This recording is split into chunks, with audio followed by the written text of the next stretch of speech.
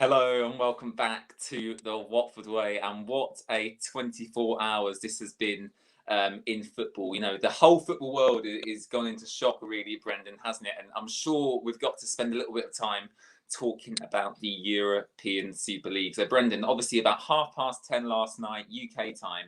I was messaging you on Instagram. We were both kind of waiting for this announcement. About this European Super League, and yeah, the announcement did come from the 12 founding clubs in this European Super League, including the top six clubs in England, if you will, not necessarily in terms of position, but in terms of fan bases. And that includes obviously Manchester United, Arsenal, Tottenham, Manchester City, and Liverpool. And I think I'm missing one more there. I can't remember who did I miss? Did I miss a club there? Arsenal, Manchester United, Manchester City, Liverpool, Tottenham, Arsenal. Yeah, six. So that's them six clubs who are in the They're missing Chelsea. Did you say Chelsea? Chelsea, that's the Chelsea, one. yeah. The Blues. Chelsea. The Blues, yeah. But yeah, it is very shocking, actually. And I want to get your thoughts on it, Brendan, before we obviously talk about the Watford match and kind of the ramifications this European Super League has on Watford as well. Because of course it does have ramifications for Watford. You know, are we going to go out to the Premier League this season? We still don't really know what's going on with that at the moment. We're trying to finish in the top two places, but if these teams get kicked out of the Premier League, the top six from the Championship go up. So there's a lot happening at the moment. So Brendan, what was your first reaction to the news last night? Because I was messaging you, as I just said, and yeah, you were obviously quite shocked as well. We were waiting for it about an hour, and then it was delayed by 1 more hour. So it means it was around midnight, normal European time. Yeah, so all around Europe, it was about midnight somewhere. This news came through Twitter channels and official newspapers, things like that. It's a lot of news in a few minutes. And we're waiting for it for about 2 hours, and then it came, and it became officially that 12 clubs will start a Super League or try to start a Super League. And already before that announcement, there was already some statement from the UEFA: enough is enough. But yeah, where we are now, it's not clear for nobody. It's not clear for the teams are going into the Super League where they are. It's not clear for the Championship teams. As you said, 6 teams could be promoted if the big 6 going out of the Premier League will kick out. So this is what kind of we don't know yet. And Ben Coleman's put a comment on here saying, I'm not sure if they're actually going to get kicked out of the Premier League or they're just going to get kicked out of the domestic European competitions. Yeah, it's very confusing. The latest news from some people get involved at the UEFA, some head people in UEFA, the Danish guy Jasper Holmer, something like that. He said that could be possible that PSG already won the Champions League because Real Madrid, Chelsea, and Man City will kick out in this season. So that means for the Europa League, Arsenal and United will be out. I don't know what the other. I actually think. I mean, I can look on my phone right now. I mean, there's been so much news throughout today. There's been, on Twitter all day, constant updates. And Fabrizio Romano is a good source to follow for updates on this because he's kind of coming out with the news first. But I believe, Brendan, the UEFA president, I believe he did actually say that for this season, the Champions League and Europa League would finish as normal. I believe he did say that. I mean, correct me if I'm wrong in the comments, but I believe the Champions League and Europa League this season will finish. Obviously, there's teams in there who are part of this Super League idea. You know what I am surprised about, Brendan? I'm surprised that Paris Saint-Germain, PSG, I'm surprised they didn't actually go ahead with it because, we tend to associate them with lots of money. And they do have some of the best players in the world, obviously Neymar and Mbappe. So yeah, I'm quite surprised they didn't actually go through with it either. Yeah, but one of the problems for them is they got the owner, and the owner is involved with the UEFA as well in some way. Okay. I think this is the same story for Bayern Munich and Borussia Dortmund. Yeah. They just a little bit involved with the UEFA. and they don't want to go to the Super League to let down their UEFA friends. For example, correct me if I'm wrong in the comments, but that was what I'm reading in some newspapers as well. So that's the reason PSG is not there, and Bayer is not there as well.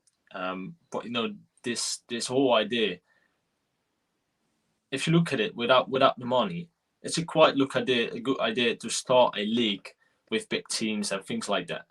But then you're going to the amount of money they will get, 300 million each year. Well, it's just absolutely more. great. It's just crazy money, Brendan. I mean, I don't they get 450 million pounds just for joining, and then I think they get another 350 million per season. And I think the controversial factor in this all is, well, number one, obviously, I mean, it's absolutely ridiculous that these clubs think they're better, better than everyone else. You've got people like Leicester, West Ham. West Ham having a fantastic season this year. They're going to finish in a Champions League position. Fingers crossed for them. And these big clubs with big fan bases are being rewarded for having large fan bases, but not necessarily their performance in the league. Because you look at someone like Arsenal, who are in this Super League for elite European clubs. Arsenal aren't an elite European club at the moment. I mean, what are they? 9th, 10th in the table at the moment. They're doing terribly. And it's just, what I say is, I think money has ruined football, Brendan. I think that, all these clubs pay these players ridiculous wages, Watford included. We pay quite high wages as well, not to them levels, but money has ruined football. And these clubs, a lot of these clubs are in debt, and these clubs want more money. And this COVID pandemic, obviously, has hindered them somewhat, and I don't know how long this idea has been in the pipeline. And yeah, it just seems like a complete elitist money grabbing scheme to me, and absolutely ridiculous. And I don't think this should go ahead. I don't know how we stop it, Brendan. I mean, I know the Premier League, the EFL, La Liga, Serie A, they've all put out statements about this. But it looks like they're still pushing ahead with it. So for me, surely, Brendan, the only way we can stop this, I mean, as fans, we can moan as much as we want, but I'm sure there'll be people who will watch it. The only way we can stop it, in my opinion, is the players, Brendan. If enough top quality players at these clubs protest against this, if you haven't got any players, you can't play any football, right? So if people at Manchester United, Bruno Fernandes, Marcus Rashford, David De Gea, Harry Maguire, if they all come out and say they don't want to do this, they don't want the European Super League, they couldn't go ahead with it because their own players would be protesting. So how would you look to stop this, Brendan? If you were a player at a club, because it's looking very, very difficult to do so at the moment. If I'm playing on for one of the clubs, I will do the same. I think like Bruno did today, because Fernandes. It was not right English, as he said. He said something like, "You can't buy a trophy" or something like that. Yeah. But he managed it wrong. But I think statements like that need to be there. I think Virgil van Dijk need to come up with it. I think big players at those clubs need to come out and say, okay, enough is enough. Champions League, that's where we love the football for.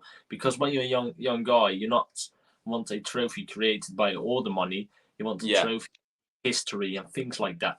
Things like a Champions League, like if you go to Liverpool, they always say to you 6 times, we've got the Europa Cup or the Champions League.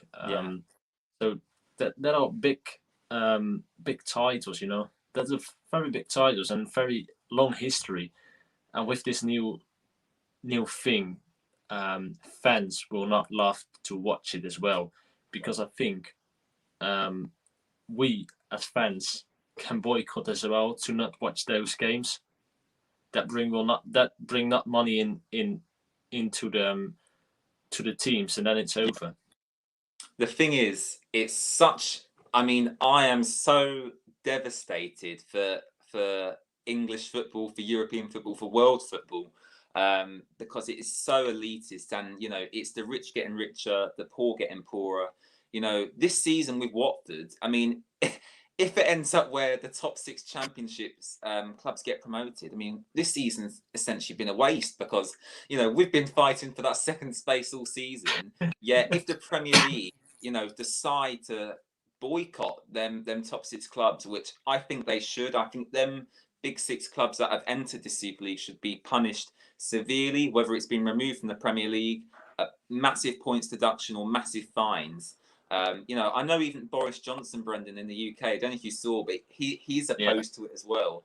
And I think the only way we can stop this is either through player opposition at these big clubs, or politicians with greater power than these clubs to say, actually, we're going to put in regulations into law, which is going to stop you doing that. So I think they're the only 2 ways that we're going to stop this. Hopefully it doesn't affect Watford too much. Obviously, as we just touched on, the ramifications for Watford can be quite big as well. Obviously, we're trying to get back to the Premier League.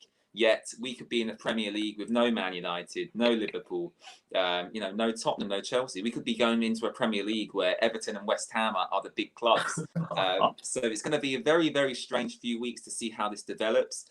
Obviously, UEFA have announced the reformed Champions League format today, which is essentially up against the Super League. UEFA increasing the number of teams in the Champions League to 36 teams, it is, I believe. But yeah, UEFA aren't happy, FIFA aren't happy, me and Brendan aren't happy. I'm sure you guys in the comments aren't happy either. And yeah, I mean, what a crazy 24 hours. I mean, is there anything you want to add, Brendan, before we kind of move on, to the actual game we've got to play tomorrow? Your final words on this European Super League. You know what? I saw this something. Let's come on, Ben. Welcome to the stream. But we saw Leeds. I think it was Leeds. Yeah, they make already something to let Neil that wait, it's already finished, Ben. There you go.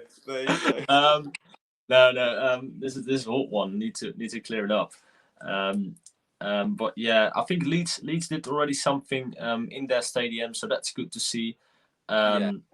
Yeah, we all need to do something to let's see we are not there.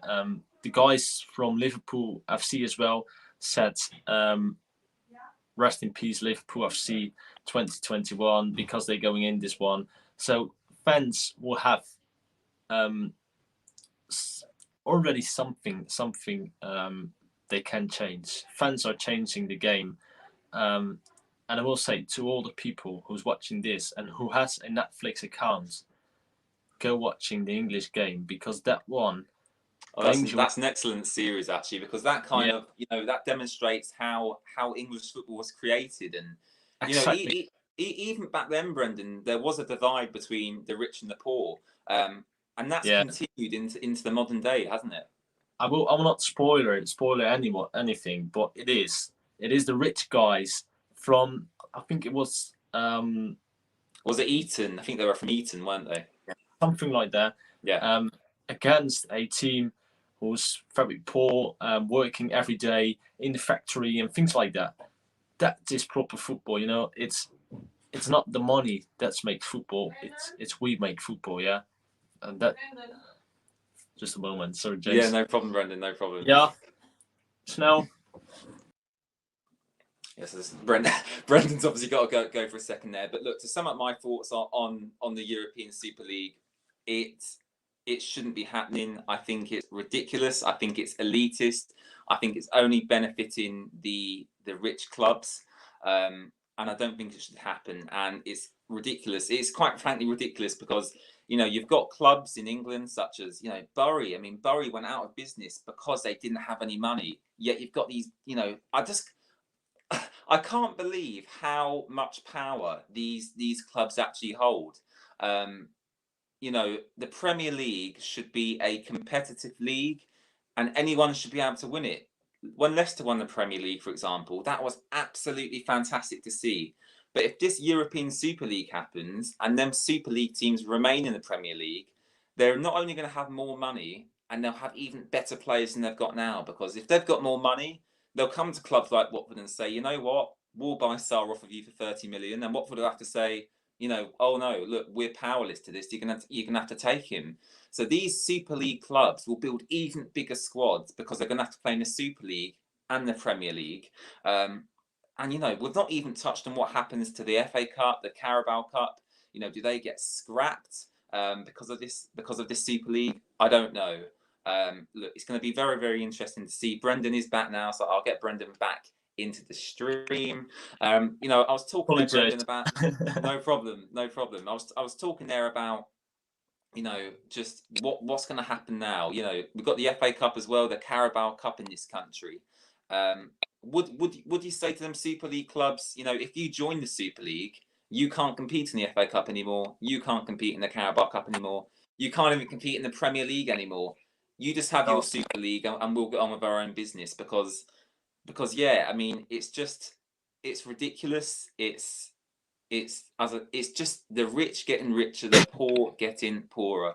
So yeah, as you said, if you got more money, I think was there again with you when you were talking about Ismail Assar, things like that will be happens, and these teams will get bigger and bigger, and will get a squad that can play one game in a week in the Super League, can easily play a game in the Premier League and winning that game, can easily play games in the FA Cup, because you will not have a, let's say, Wigan Athletic, I think it was the last kind of small team winning it from City about 10 years ago, I think already.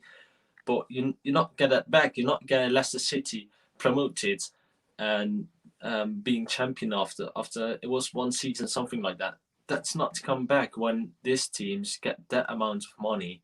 You know, they are too big for this league then. And they're too big for the FA Cup. They're too big for the Elite Cup. They're too big for the Premier League then. And I think the thing is, we need to stop them, hopefully. But if they go away, it's their problem. They're not getting involved in the Premier League anymore. They're not getting involved at the FA Cup. They're not getting involved of the League Cup.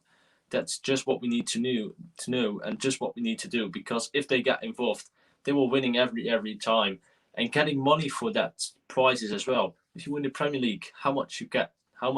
Well, the Premier League. I mean, the Premier League. If you win the FA Cup, how much you get? If you win the EFL Cup, how much you get? Come on, then they will be richer than the richest man on earth. Yeah, I think, you know, to sum up my thoughts, and then we will move on to the Norwich game, because I know we do have to talk about that. To sum up my thoughts, I think that, you know, it is ridiculous. I think it's these clubs, you know, owned by non-English owners. You know, 4 of these 6 English clubs that are going into the Super League are actually owned by American owners.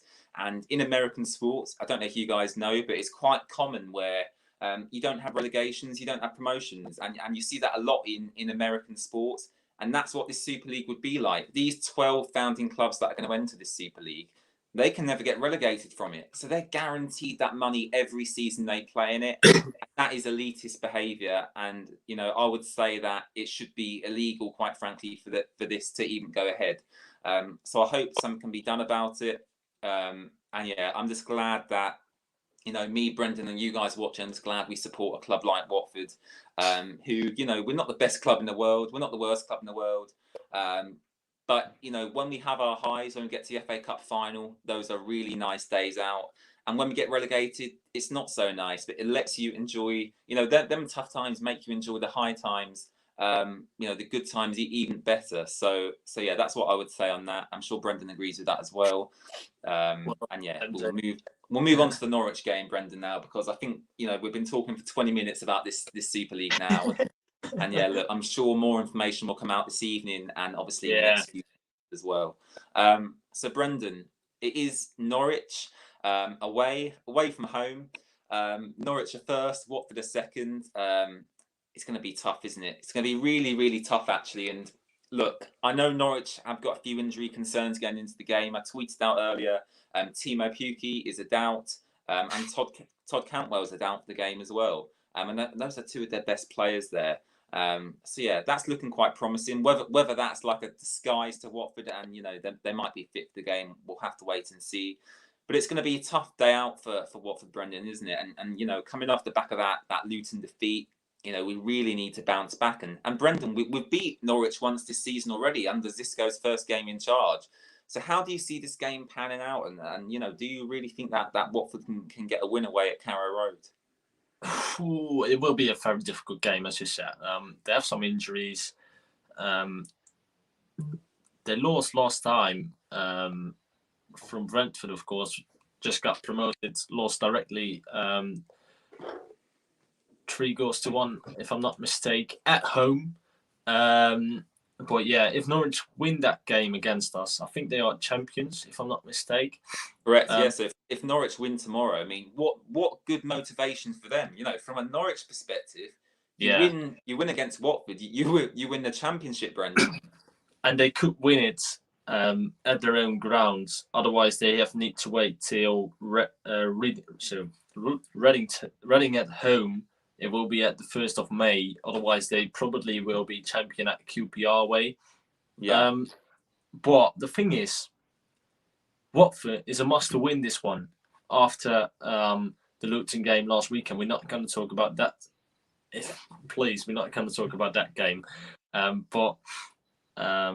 all credits to Luton, by the way. But yeah, Norwich, Watford is a big game. And I think if Watford's doing the things right they could do, they get a lot of spaces in behind the defence of Norwich, probably. We need to test Dutch goalkeeper Tim Krill in that game. Yeah, we need to. And hopefully we get a win. If we win, of course, we will go up to 85 points, if I'm not mistaken. 85 points, yeah. 85 points. So that means we go 5 points behind Norwich. We're not going to be champion, but we're going 5 points behind Norwich, and probably we could be again about 11 points between us and Swansea. And Brentford, it could be probably less, 9 points, something like that, because Brentford still have a game in hand. Well, as Caroline says here, Brendan, I've just got the Watford website up on my phone, actually, because I have just released a little bit of team news. So I'll read that to you now, and we'll kind of discuss that a little bit as well. So it says here there will be late decisions over the involvement of Nathaniel Chalobah with a Achilles injury, Adam Messina with a hip injury, and Jeremy Ngakia, who picked up a minor knock in training late last week. And that knock actually kept Jeremy Ngakia, obviously, out of the Luton squad. Look, a few injuries there, Brendan. Adam Messina potentially out, Jeremy Ngakia potentially out. I mean, we could be seeing Mark Navarro at right back and Ashraf Lazar at left back against Norwich. That is a very frightening thought.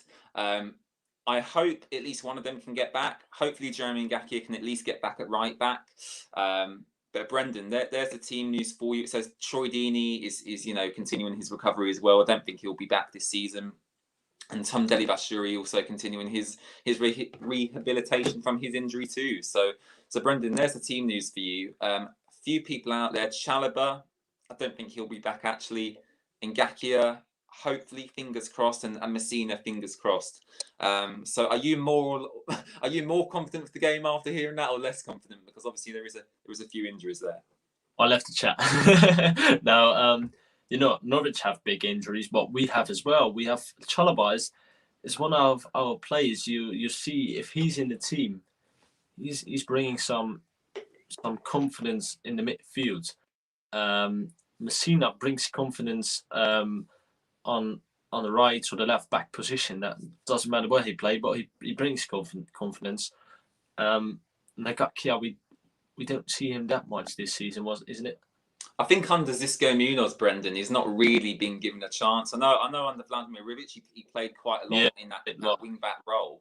But same with Ben Wilmot. Ben Wilmot's not really been given a chance under Xisco Munoz either. Yeah, Ben Wilmot not getting any chance this half of the season. But do we have? I think Kabasele is on his way back as well. He could be playing. Well, Kabasele was on the bench against Luton, wasn't he? Yeah, he was. So he could be playing tomorrow. Yeah, of course we have that red card. Or was it Well, Kiko Femini got sent off, Brendan. So Jeremy Kiko? Gaffigan, Yeah, yeah. Kiko. I mean, so one of them will have to play there. So let's hope we've got one of Messina or Chalaba back in the team squad tomorrow. If not for a starting lineup, please them for a good starting from the bench. Just on the bench and bring them in if he needs them. But I think the game that we play against Norwich at home, we are. I think we were better, but we didn't score that much. I think it was a 1-0 at home. If I'm not mistaken. Yeah. But yeah, the big thing is we just need to win, or make a draw. There, I we're would not take a draw, good. Brendan. You know Yeah, what? Now you've said that, I would take a draw because they are top of the league. They are clearly a better side than us, Norwich. And I know we're fighting to go up with them, and hopefully we do. Fingers crossed. But they are yeah. clearly a much better run football club than Watford. I would argue, in terms of finances. And player recruitment actually as well. So yeah, I would definitely take the draw from the game. Question from Matt here, Brandon. And he says, do you think we need to change any of the midfield or up front for tomorrow? And actually, can we focus more on the up front section of that question, Brendan? Because there's a little bit of controversy, at least for me anyway. I don't know about you, about João Pedro. I think we need to give Andre Gray a start. He obviously scored that disallowed goal against Luton, and I think when Andre Gray's come onto the pitch lately, he's done quite well, especially running in behind and causing problems for opposition defences. Even Steve Paperitza, I've got no idea why Steve Paperitza hasn't got a start. But would you change anything up front, Brendan, tomorrow? Ken Semmer's not really been performing lately either. Would you maybe throw a Joseph Hungbo in there? Or, would we even start Andre Gray or Success up front? Just about Summer, just let him let him be on pitch, let him be starting lineup. He will be get there. But for the young player, Juan Petro, he's very young, as we all knew. And yeah, probably we played a lot of games already in this season. Probably he's a little bit tired as well. Andre Gray, a lot of games on the bench, coming on as super sub, scores a few goals.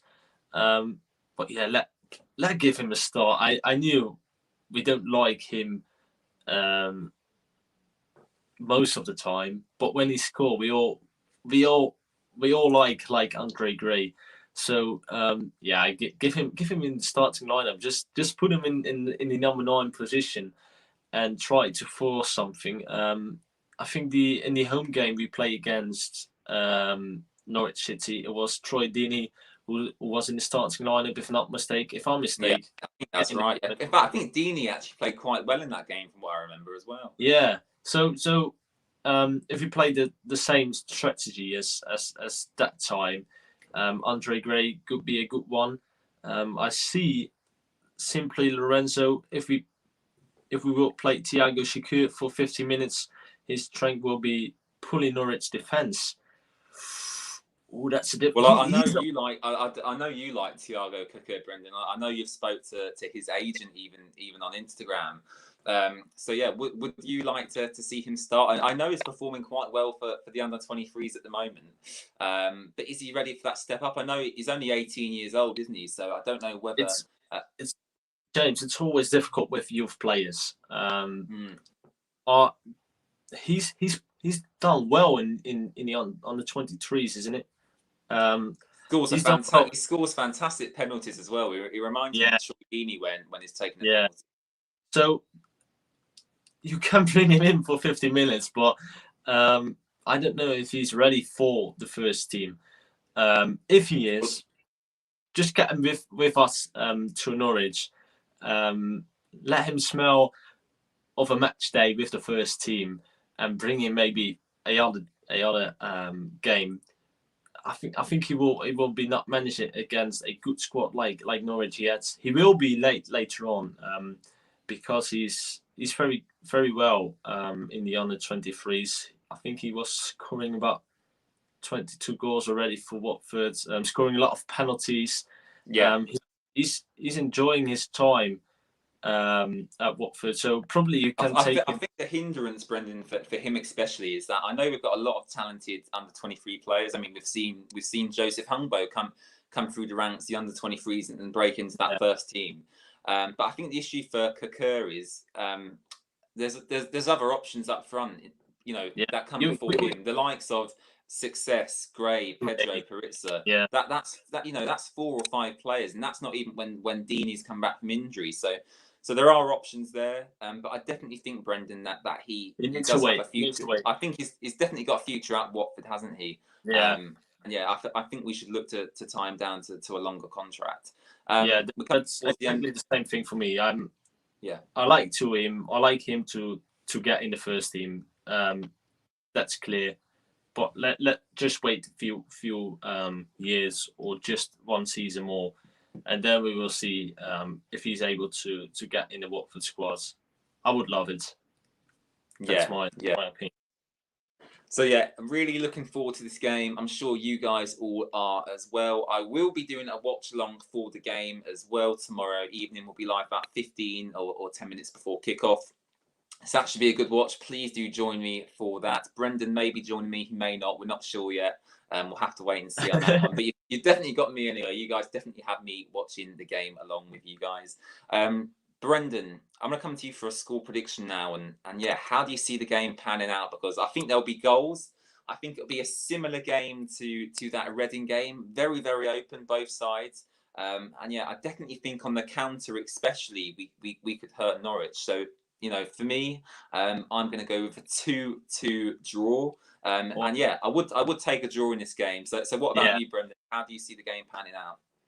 I would go for a very nervous first half because Norwich could be Norwich championship game. Yeah, they could be champions tomorrow. So they will be very nervous. And I see already Finn, our negative one, he said 2-0 to Norwich. But Finn always thinking it will be a nervous game for them. They could be champions, like they could be a big step already against Bournemouth. So I think the second half will be goals. It will be 5 goals in one half. It will be 2 to Norwich, and it will be 3 to Watford. In the last minute, it will be Andre Gray who's smashing us that 3 points. And come on. That's really positive. I knew, guys. I will go for a draw as well, but come on, that 3-2 could be there. Watford is winning, and that's true. Finn said, so whoa. Neither team have lost 2 games in a row. That's a fact. But you know what?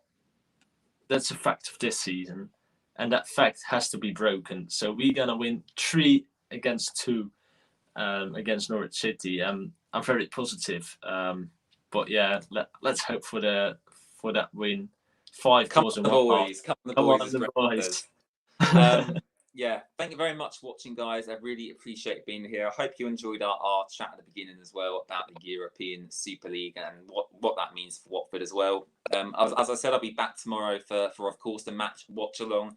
Around 10 or so minutes before kickoff, I'll be live. Excuse me. And yeah, really, really looking forward to the game. Brendan, you know, you obviously run the Watford FC Netherlands supporters group. Where can everyone find you on social media?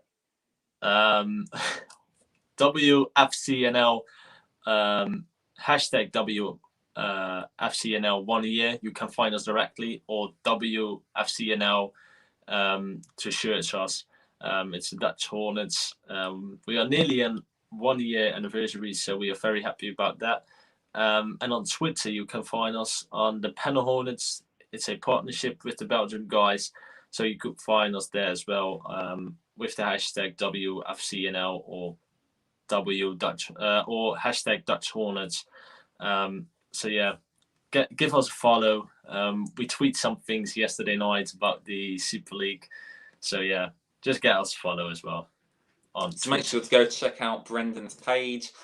Once again, thank you very much for watching, and we'll catch you for our watch along tomorrow for Norwich City versus Watford. If there's any questions you want to ask me tomorrow that you've not asked me today, feel free to let me know tomorrow.